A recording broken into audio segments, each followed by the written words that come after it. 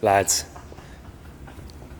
this is the car that came to Mondello in 2006. I'm very impressed with the condition you've got it back to. So this has the 3S GT in it. They kind of built it like a GT car. Look how far back that is, man. Wow. You come up, lift, and look at this. So cool. Other cars out there that are... Oh my God, man.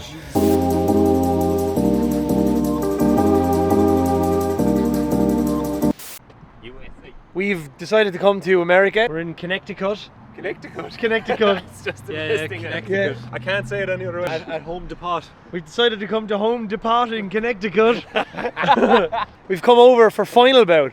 But yesterday then we got a Chevy Malibu for some reason and the wheel bearing was gone. And we went back and kicked up a fuss and they fucking upgraded us to this bad boy, which is a 2023 4Runner SR5. Yeah. So obviously we wanted to be as American as possible on this trip and we got a Japanese 4x4. Josh is here 10 minutes and he already has his hat. American hat. Final bout in a 4Runner. We're going to a show today with Jimmy Oakes and the lads called Clean Culture in New York. We're going to maybe go to Redline Restorations in a few minutes. Let's check it for oil, yeah? Important. Yeah. Has it. Has oil. It has oil. Look at that. It's brand new. V6. Top of the motherfucking line. So join us on our adventure as we go across Connecticut. From Connecticut on to New York. New York on to somewhere else. On to Chicago then and then up to... Where is it? What's the name of the place?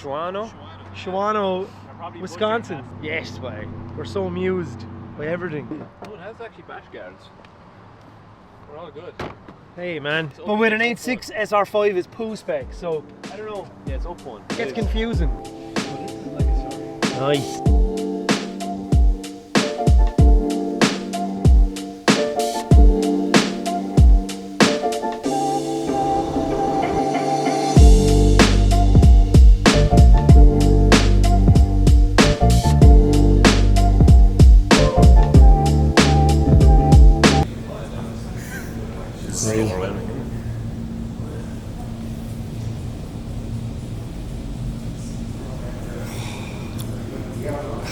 So nice to see. Unbelievable. Your dream car.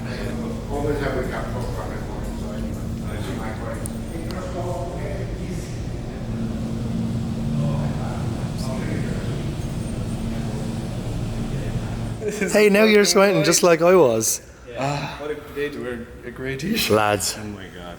Now you have to be impressed with this, surely. The most unimpressed man I've ever met in my whole life. I know, I'm impressed. Lads. Unbelievable. Flip, there she is. This is the car that came to Mondello in 2006. This is my second time seeing this. Unbelievable. The last time we saw this car was in 2016 at Gapville. And now here it is, like. So this is the OG blue car that they started doing all the development on, and it's in hot version on the toge and stuff. The first car is the D1 machine built by Kei Office. It's crazy how iconic this car is, like, holy crap. It's and all of their control arms, the uppers, lowers, sway bar mounts, it was all proprietary to Kei's Office. So it was all Kei's Office, their own private label. I mean, this car, like all the other cars at that time, even Top Secret, it was like a closed door, you know. Exactly. You're closed, you know. It's like the secret sauce. What we're doing now, we'd never be able to have the ability to see under the hood, to get nosy. This car was in competition. She's been through hell, and some of the parts had been swapped off. The guy that owned it in Norway, he was a grassroots racer. Exactly, yeah. Fun. Things were kind of pieced together. I want to change the wiring harness. I want to bring it back to at least its original specification when it ran. Lots of new stuff on it. The full chassis was stitch welded. A lot of the cars now in competition, even our pro cars, and stitch welded. Yeah, so it was the original. You know, you see the midnight blue tucked around in the corners, like all the stuff that's chipped away here. It's crazy how iconic it is, man. This was midnight blue before, you know, at the end of the hot version. Best motoring DVDs. This was like a Toge monster. Yeah. Did all the promotional videos, and then it went to, it was gifted to Kazama in collaboration with Tsuchiya, and they hit the ground running. They were like, you know, let's get some sponsors, and it's probably, I would say, top 5 most iconic D1 cars of all time, like, because Yokomo did the RC drift version of this and the S15, and they done the HKS the Hypermax car, all that, and the BR cars. So these cars, like for our generation, especially us, because we're like mid-30s, so back like 10, 15 years ago, these were the cars that like are just ingrained into us forever. 100%. This was the Drift Bible yeah. that they did with Valvoline. Yeah. The one and only Drift King. Miichi Tsuchiya. Amazing. I'm very impressed with the condition you've got it back to, because hard, you know, and a piece of me wants to go through the entire car, like contact Manapia out in Japan and get all of the new decals made in the livery. But I would really be destroying the originality. I kind of want to piece it together, and the drift cars aren't supposed to be perfect. Exactly, the battle scars are worn with pride, like. Yes, yeah. In a perfect world, yeah, of course, we would love to see this in flawless condition. But at that point, then you're like, you know, you really lose the appreciation of the battle scars of where she's been. So this has the 3S GT in it. They kind of built it like a GT car, didn't they? Like yeah. So it was essentially built off the Castrol Supra. Yeah. So 3S GTE, HKS stroker, 2.2 liter, and I was going through the process of potentially rebuilding this stuff. Good friend of mine, Anderson Dick over at Fuel Tech, was like, hey, listen, there's an issue with the FCON. There's, you know, multiple inconsistencies with like firing order, coil packs, ignition problems. So we sent it out to Fuel Tech. He went through it, and twice more than what we expected. 700 horsepower or so on tap, and then it was up over 9,000 RPMs. It was going to 10. He reached out. He gave me a phone call. He's like, listen, how far do you want to push this car? Right now it's doing everything to the second power of what we expected it to do. And the vehicle is making crazy power, won't stop making power. Do you want to push it to 10.5? I'm like, I don't know what's in the bottom end. I know HKS had hand built this thing years ago in collaboration with Smokey, so it's a very special setup. But I don't know how much it had been through. It still smells like Japan in there. Oh my god, so good. The oh shit handle. Rightfully so. Exactly. It's in oh shit mode. Three cars really. 3 Supras had got that full gold spec. And it was their top speed cars. This was their first. This was built in the time of 96, 97. So where Smoking is, his team was up against other shops that were building cars that were universally capable of everything. So it was top speed, it was time attack, and then also they were taking a crack at drag racing, where Smokey had also wanted to take a crack at JGTC. He's like, listen, what's the newest and greatest thing from Toyota? It's their Castrol Supra, JGTC. This is the style kit they're running. This is the style aero they're running. This is style engine, horsepower, everything essentially except for a sequential transmission. I would love to speak to, you know, how things were done and his method to madness on like the V-mount intercooler setup, power to weight balance on a 4-cylinder Supra versus a factory 2J car. It's mad how they didn't care about the 2J back then for like circuit racing and stuff like that, because all the GT cars had the 3S GT. Like. This V-mount setup is unbelievable. Like the faster you go, you can see like just the angle from standing here and the downward bend of the cooling system. That's insane. The faster you go, the more planted this car becomes. Like we were at Grid Life, and right now the car isn't seeing we did spec the boost reference, but the final tune, it still was in need of a wastegate. When it did get on it, it was, you know, it was fun. She was spicy. It needs a little more dialing in, but when I was around the track, the faster I went, it was just like, you're like, what was it, a top speed car, or were they time attack? She's a little banged up in the corner. Look how far back that is, man. Like they've chopped up the firewall and stuff as well, and to get that in there, it's like, that's insane, man. Yeah, there's definitely a lot of secret sauce in this. It's like then you need to unravel the mystery of the car, then you know, like. And it's fun. You learn a lot by doing so. You understand where their head was at that time, and how how you can find ways to build upon it. Trust me, I hate seeing the car in this condition. I want to completely go through it.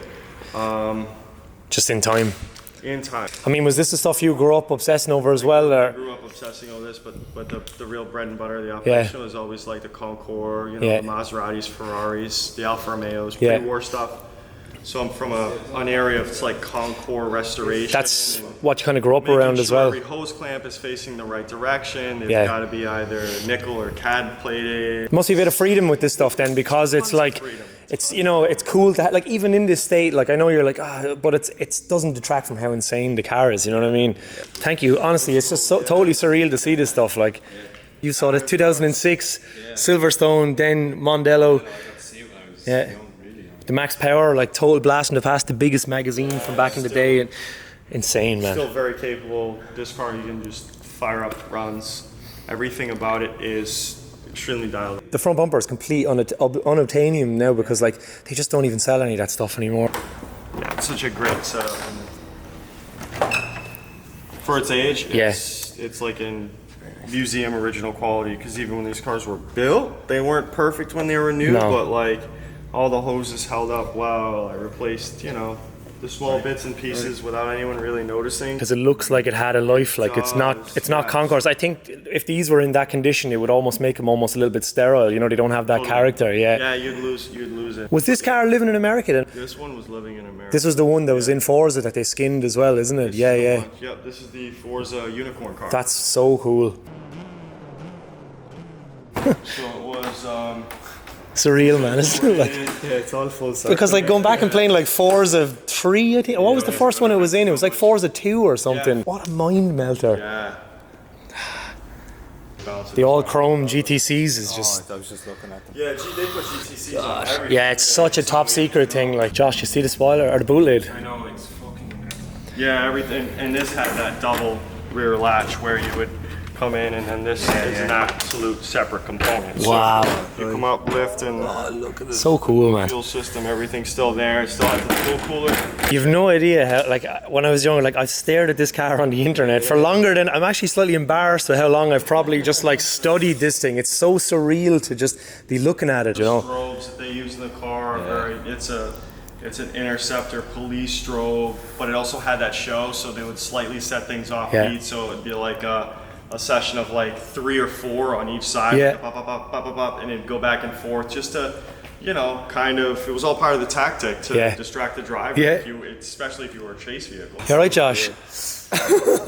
We're sweating from just being overwhelmed, so it's like... It's awesome. There are probably 15 other cars, 16 other cars out there that'll be on their way soon.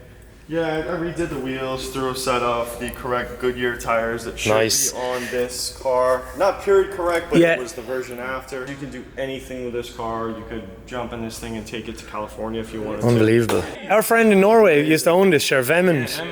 And then he just lost interest, and then he has a GT3, a Porsche GT3 now. This thing is super cool, Just give you an idea, like the inside of Look at that. So this was his personal little, he burned the seat, cigarette, and then he signed the ashtray, and then he signed the steering wheel and the dash. But this was beautiful. So he had the Fusion drag car.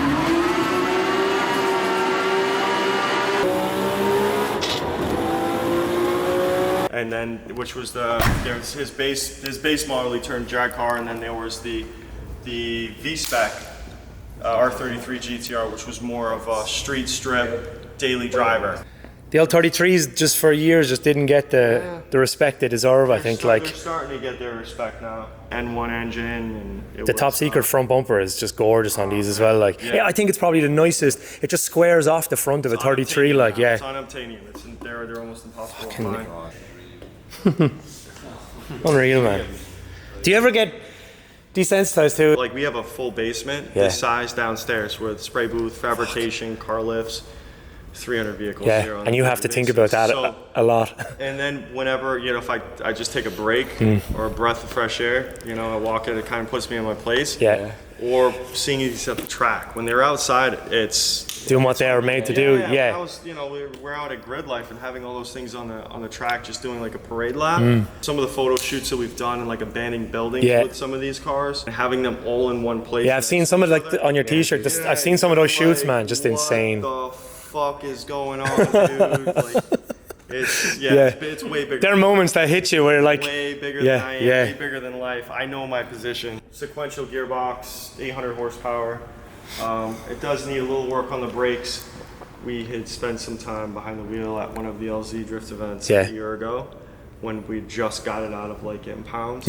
And Diego had wheeled it with all the stickers and in front of the steering wheel, and everyone at that point was like, how the fuck is this possible? Yeah. Just the design, like Yeah. the arrow in the rear, like the clear Big plexi. plastic, Yeah, and then also the wind diverters in the rear, which was like Yeah. kind of proprietary to their setup.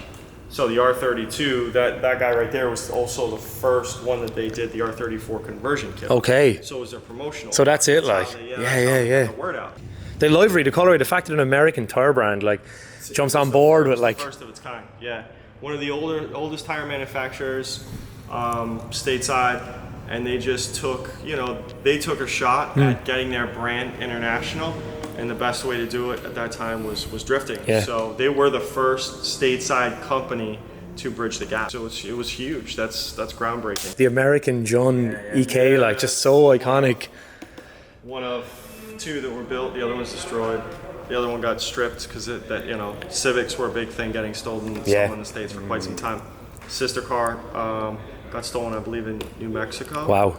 New Mexico, on its way back or from SEMA. How did you track this down then? Was it just in a warehouse somewhere? Came up on like bring a trailer. Really? And I'm Did like, you restore it? Gotta be kidding me. This is exactly No as way. the day when June touched it. Really? It looks Yeah. absolutely. Sit there. No. Well, just once. Garage, Yeah. Florida. West. Oh yeah, exactly. I was thinking somewhere dry. Untouched, still the original seats, like Just a everything about the build. complete time capsule, like Yeah, time capsule. unbelievable. Not many people were expecting the power weight. Oh man, Like the fucking cover. cam cover is incredible. Even the fade across, unbelievable. The only thing that I had changed was the intake Yeah. collaboration with AEM because they wanted a booth car, and I'm Nice. like, okay, I'll bring it, and I just did the own little custom fade myself. So cool, man. AC, everything on the Yeah. works. They cut windows to adjust the shock towers, so like everything about this car is track. It still looks just as cool today as like if it was done now. Like it's funny how that style is timeless. Like It still hangs at 9,500, 10,000 RPMs. Yeah. Custom cut transmission, B18 C5 Type R was what the original model they started with. Limited slip, like it's a really special car. Like we went out to a couple cars and coffees, and my buddy's got an R33 GTR. It's got a few bolt-ons done to it, and we're on a straight, just going through the backwoods, and we get on the straight, and he guns it. I see the black smoke flying out the tailpipe, and I nail it on this, and I'm just reeling him in. Unbelievable. Third, fourth gear. Yeah. That's an all-motor gear, Civic yeah. reeling in an R33 GTR. It's unheard of. I like to use some of the newer stuff as well. Like I mean, Yeah, 370Z, it's Forsberg's old champ car. Went to Goodwood. Yeah. Had a lot of fun there. Very, it's just really reliable, consistent. Yeah. A lot of drivers nowadays are shooting for the moon. 1,000 horsepower, 1,200 horsepower, and you factor in variables, inconsistency. Your drivetrain can break, your rear differential, you're this, you're that. Where this car made it, it was a very stable 700, 650 or so to the tire, and then you had the ability to spray an extra 200 shot a night. yeah. What is the building then? Is it like a? Definitely has a story. Old Ford dealership, Oh wow, really? turn of the century, so it was built in 1907, and then became a Ford dealership. It was one of the earliest establishments in Bridgeport. And Wow. this was where they built like the Fords, the Model A's, the Model T's, the vehicles that would have held up production in Detroit. So if like someone had like a special wheel or tire combination or pinstriping or interior that would have to get done outside of the general, like the black cars with the black interior. So that was just strictly for black cars up there. Yeah, it was a very, very generic build Yeah. that way, where this would be more of the bespoke stuff. Wow. So there was actually little blowers stationed towards the top sides of that ductwork, and tubes would drop down, like you see these little mini ducts that hang from that larger tube. So each car would be run Wow. a tube so they could start it. And That's so cool. Oh yeah. What a nice building to have this stuff in then. Has a story. That's mad. everyone was It's cool how much history's around here. Like a ton. It's definitely an older city. It was thriving back in like the 30s, Yeah. 40s. manufacturing base was huge here. Like Huge, yeah. I mean, most of the big lathes, Bridgeport. Yeah. Bridgeport lathe. That's exactly where they were. that's incredible. Is that the street legal car? That's the street legal. Yeah. Like as far as under the hood's concerned, if you were looking underneath the hood, you wouldn't notice too much difference at all. Oh yeah, it's nearly identical, isn't it? Nearly identical, correct. This one actually has a bigger throttle body. yeah, There are massive. some updates on this engine which again kind of alludes to the fact that both of these cars at one point in time could have kind of changed position. You could jump in it, it's got air conditioning, power steering, everything works, and it makes just as much horsepower as the race car. Incredible. Welded around the front firewall, the shock towers. The rule was you had to have AC in a radio, wasn't it? And interior as well. Air conditioning was D1 GPS out. Yeah. You had to show them reasons why it was more of a street car. Interior in the back, space for the back seat. It's beautiful, man. Jimmy loves this one. This is more of his vibe. Street build that has most of the D1 GPQs. Yeah. You can just take it and do something competitive and drive it home. Real Falcon cars were all painted, not wrapped. Yeah. So if you ever had a question or you're looking at a Falcon car, and you know if it was a true Falcon comp car is if you walk over and feel if it's painted, then it's real. And if it's vinyl, then fair enough. Yeah. It's not. Totally. And this car sounds like the most wild, righteous fucking 13B I have ever heard in my life. Fuck. Like it's got a lot of, I mean, it sounds more 20B or a big block with just some hellacious camshaft in it. It chops so hard. The power in it is unbelievable. The anti-lag, I mean, this thing makes like all the boost in the world at like no RPM.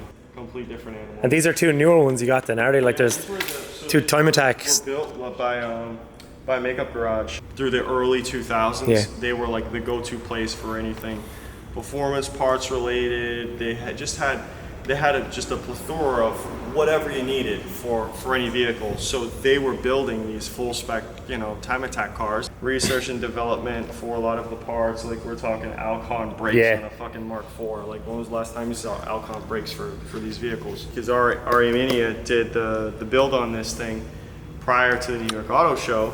And it went back to RE and went completely through there to the exact same spec in which it was originally. Reddy got involved and they hooked it up, so we put incredible brand new Reddy components, turbo. They went through the entire engine, probably just get in there and really dry ice blast it to clean up the rust, but cleaned up some of the engine bay, and it really needs just a few tweaks on the fuel system and it'd be good for 650 or so, 600.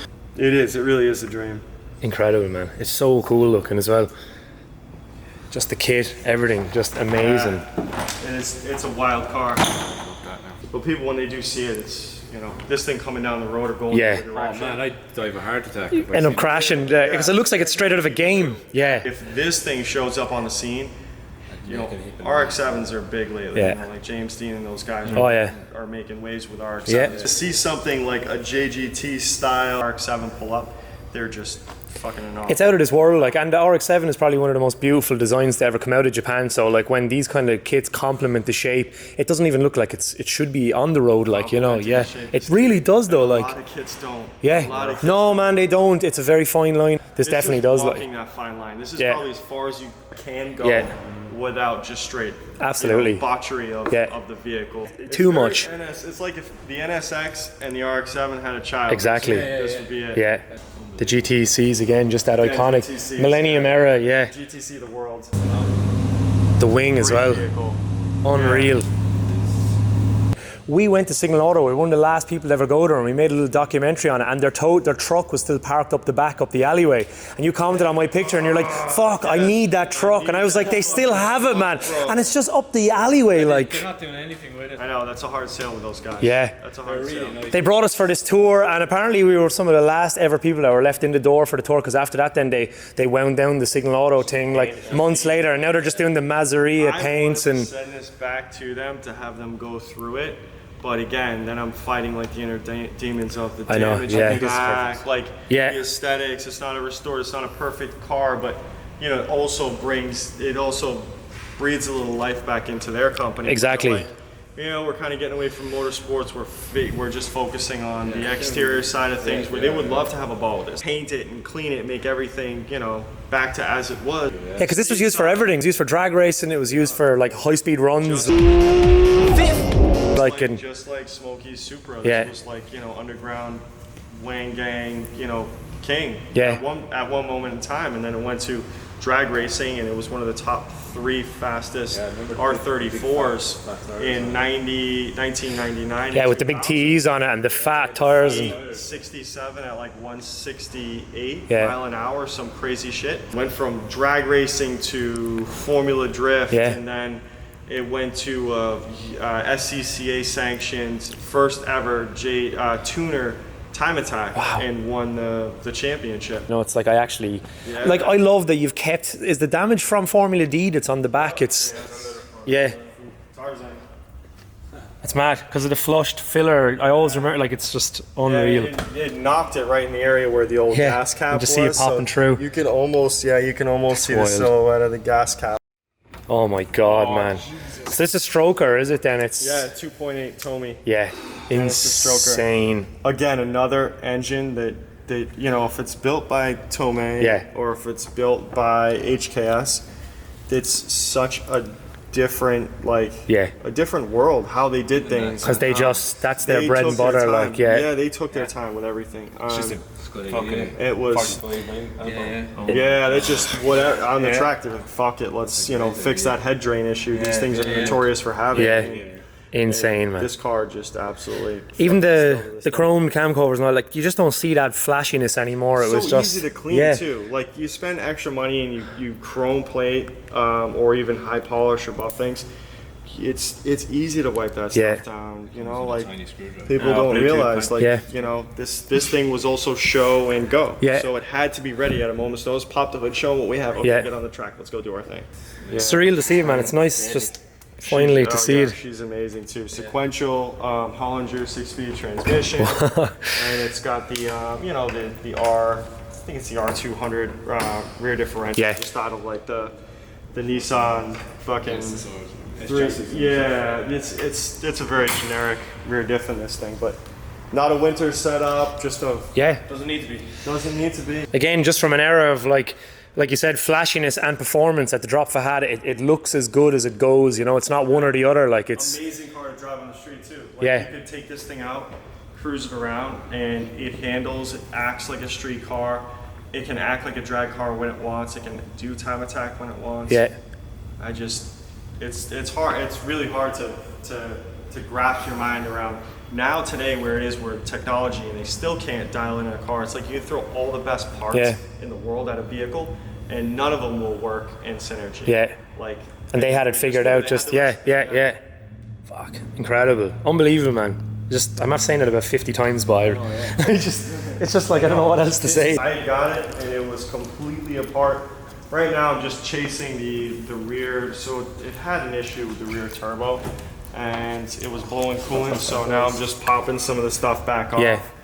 And it's all the way cylinder 5 and 6. Doesn't look like a head gasket. It is blowing a little smoke, but I do believe it's one of the coolant lines. Yeah. They're just draining back in through the turbo. That's great. RB28 Love that. V-cam. It runs, and I mean, it runs phenomenal. It's Yeah. fucking fast. I'm so glad you ended up this. I was really like, fast. yeah, I was sad seeing it sit there. I was like, why are they not caring about this stuff a little bit more? You know, like it could have been inside or something. Do you know? Amazing setup. And Yeah. I mean, like a straight wolf in sheep's clothing. It's got an RH9 plate on it, so Wow, it ran yeah. 9 seconds at Yeah, a quarter mile. part of that club, like yeah. And it was daily driven. I mean, Smokey took this after the New York Auto Show and was cruising this bitch around, Yeah. Wang Gang, just destroying people. Yeah, It's got unreal. a full cage. He tinted out the back windows. The GTR quarters. So dark that you couldn't even see the cage on the inside. But yeah, it's got a set of HKS, I believe GT28s on it. Yeah. And the rear one is a little fucked up in the game. So I'm either gonna change the rear turbo, upgrade them to newer HKS Yeah. units, put those on a shelf somewhere for, you know, wall art, Yeah. and then, or just jump down the road and do something like a big HKS single Yeah. kit. It's going to be period correct. Yeah, it's going to be period correct, and it again, this car is capable of making 1,200 horsepower easily. Yeah. You know, same with the Signal Autos. 4-doors, and now 4-doors are a big thing. Yeah. The way the quarters are on the back as well, it looks factory. It's absolutely incredible. Boxes on the back seat. I mean, it's a little crazy right now, and I hate having this shit on Yeah. the back because it fucking burns my heart. It's got a large wing that goes on the back. Yeah. I have it off right now because I'm fixing some of the carbon around the mounting plate. How long are You have you? to know a little more than the guys Yeah. that work for you. How long are you messing around with cars then? Like, I mean, just Too long. yeah. Years, yeah. Thank you. It's so cool. There's a colour for that excitement. Thank you.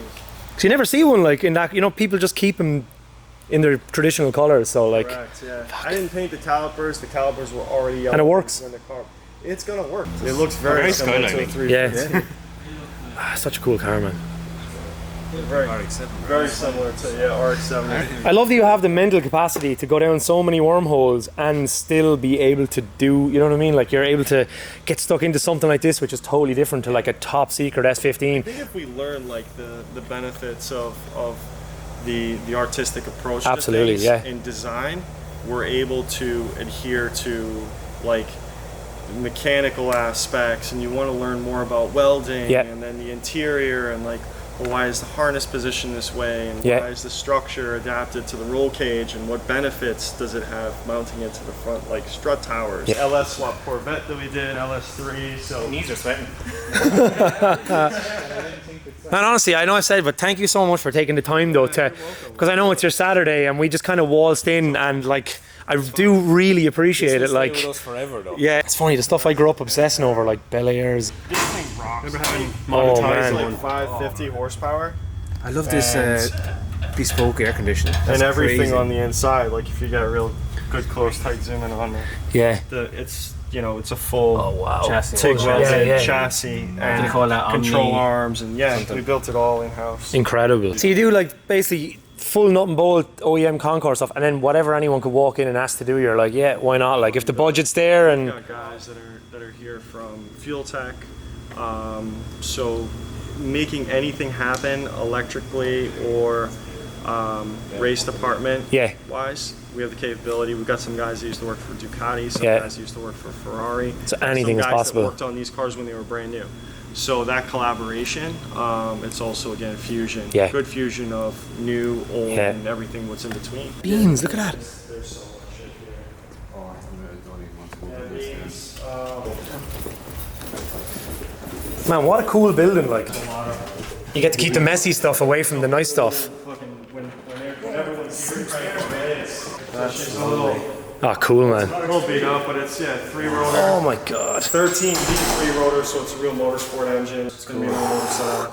I've got a set of HKS side draft Webers going on it. I had it on the engine dyno about 3 years ago, and it made 400 horsepower, like 398 to the crank at 11,200 RPMs. Wow. That's a lot of revs. It's been a recent new push for progress. Yeah. So. Did they sell these in the US then? They did. Okay, yeah. There's just not that many of them left anymore. Like, The 808s, which was essentially the chassis number. And, Yeah. They sold them also in a wagon form. they just rotted out. Like, a lot of them are gone. Like, yeah. Look at that. Oh, it's two. Yeah, so they built one for Zagato, built one for Mercedes, and that car completely disappeared from life. People say it was stolen at the port and went to a collector overseas. Yeah. No one ever saw it ever again. So we have a collector, and he's like, "Listen, I want to recreate that car," and so he brought it to us. No I way. just needed the back of an E320 So wagon. this is your work. Yeah. Beautiful. So this had a regular trunk on it before, Yeah. and then we took an E320 wagon and we fucking pieced in the rear. Oh, that's insane, man. Rear glass. Oh, yeah. We know what we're doing. So this will be the only one of these then, like, Only one of these. in existence. It's going to literally blow minds, like, when it's just Yeah, exactly. We're going to be putting up another building on the side of this soon, so kind of expanding. It gives you an idea. There's an old Allard JR, which is like a 108. This is like race car. This is the size of my Daimler. Yeah. Dean was Dean Kearney came in. He's like, "Yeah, listen, this brings back memories." I guess he had one, Dean. 2 of these. Yeah. Yeah, he grew up just not too far from us, so funny. So, But over here, I guess they're, I mean, we fucking went overboard on this thing for a client. So you can see. Oh, like, man. all the wood grain is done. The wine cooler, refrigerator. unbelievable. It's got That's. switches and charging ports and just a ton of work. It must be nice though, when someone comes to you and they have the budget and you can just get lost in the car without them kind of like going, oh, I don't have, Sometimes it's all right. Yeah. When they change the work, the itinerary, the process. While you've just and you have to retrace your steps. That's where it becomes. It must be hard to bill people for that stuff. That's why, like, you know, are they just billed by the hours? But you know, then if they keep changing their minds, and you're like, man, we got to bill you for the last fucking 6 months. It's hard because, like, you know, the laws in the United States and, you know, our area. Yeah. It's very hard because you need signatures and approvals for everything, and you know, like, how do you keep record of the transparency? You almost need someone full time just to chase signatures and approvals. So, like, this is an old race car that was built in New York. It's called a Baldwin. Wow. Like these little, like, you've got the mobile one horse over here. All this was hand painted. All the letters on this car, all hand painted. Wow. Have you seen the reflection? Oh yeah, you can see the brush strokes. All the brush strokes. Yeah. Beautiful. Hey, this workshop is it's so nice to be able to have this underneath then, because it's like you can get as messy as you want in here without it kind of like going all over the cars and stuff upstairs. It does get a little dirty. We try to clean as much as we can. Yeah, but it looks clean to us, man. Like a lot of workshops in Ireland, you can't even. It's usually some old guy that's just hoarded everything and he's trying to work in the middle of it. And it's an old Porsche with a 914 engine, so Porsche Lotus collaboration. Could you imagine sitting in that? I know, yeah. Yeah, going through it. I mean, these cars don't weigh anything. There's your pedal box, so have fun with that.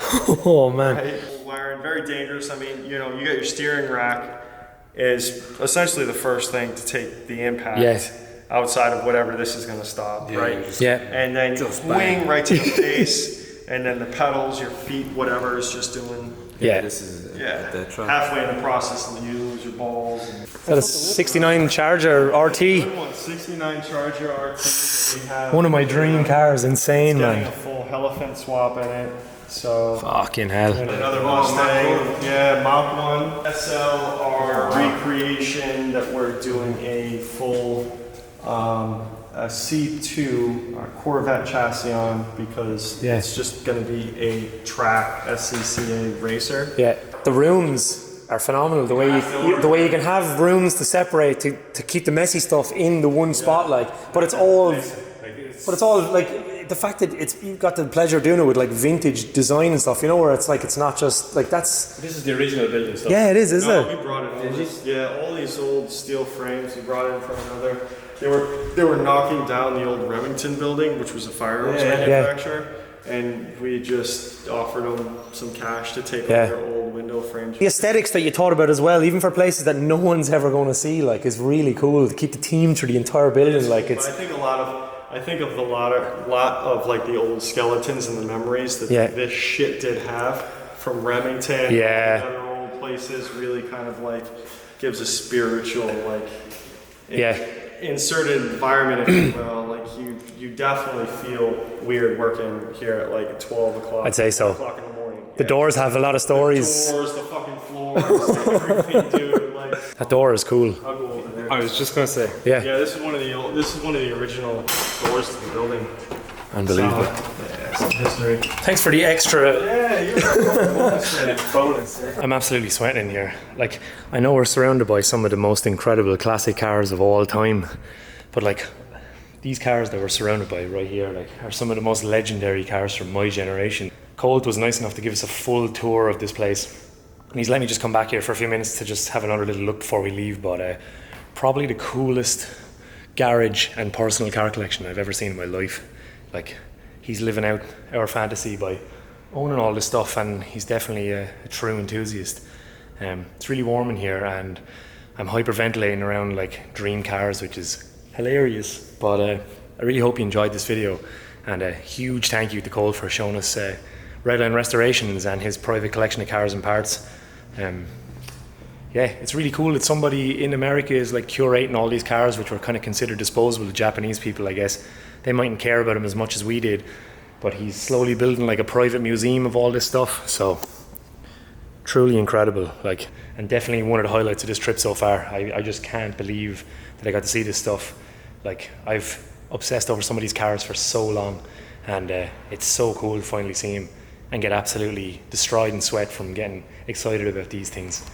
Insane, unbelievable. And then all this we could have spent like the whole day here just talking about all the other stuff that's here that I'm sure people will appreciate. And I also appreciate it too, but I came here just to annoy him about the Japanese stuff because busy man, and I really do appreciate him taking the time out of his day to show us around. Cole, you've been an absolute legend. Hang on.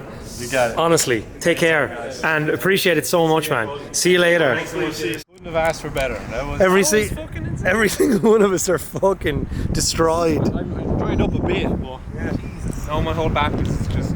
That was probably the best tour of the best facility Was it magic? ever. Fucking magic, yeah. No shed tour ever again is going to actually top that shed tour. The JDM stuff out of it, it would still be Just one of the time, like. one of the most incredible collections. And what's one or the other, it would be amazing. and what's annoying is we've glanced over like so many incredible cars in there, but like he is one of the nicest and most genuine people I've ever met for showing that He's stuff to into it us. for Like sure, like. he's so far down the rabbit hole. So similar to us. Yeah, like, but just has the resources and is after finding the capability to get all the mad stuff. Like, I don't think I've sweated that much since I was in Japan about fucking 4 years ago. So That was. I just yeah. Let's go. Okay.